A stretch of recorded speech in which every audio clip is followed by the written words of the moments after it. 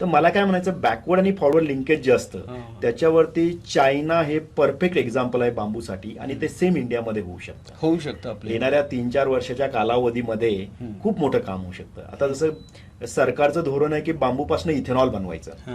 आता ऑलरेडी आसाममध्ये इथेनॉलची खूप मोठी फॅक्टरी लागलेली आहे, चालू झाली. सीएनजी, बायो सीएनजी खूप छान बनतं. तुम्ही 200 एकरात जर बांबू असेल तर दररोज 30 ते 25 टन बायो सीएनजी निर्मिती होऊ शकते, आणि तुम्ही स्वतःचा एक पंप चालू शकता. इथेनॉल मला एक्झॅक्टली माहित नाही, पण 30% इथेनॉल तुम्ही ऑइलमध्ये ब्लेंड करू शकता, आणि त्याच्या ट्रायल पण घेतलेल्या आहे.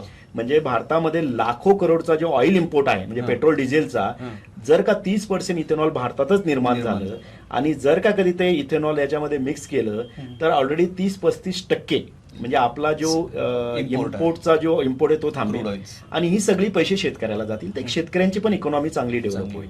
तर बांबूवरनं बरंच काय, बांबूचे घरं आहेत, एअरपोर्ट, बँगलोरचं उदाहरण घ्या, खूप छान वर. आणि आपलं जे नवीन संसद भवन आहे तिथंही खूप मोठ्या प्रमाणात बांबू युज केलेला आहे. तर म्हणजे बांबूवरती येणारा काळ बांबूसाठी, शेतकऱ्यांसाठी, आणि आज कोणाला इंडस्ट्री टाकायची असेल त्या दोघांसाठी पण हा सुवर्ण काळ आहे. मला कपडे पण बनतात ना बांबूपासून, बांबू फायबरपासून तुम्ही कपडे बनवतात, तुम्ही सगळं, म्हणजे मी म्हणतो की बांबूपासून 1000 पेक्षा जास्त प्रोडक्ट तुम्ही बनवू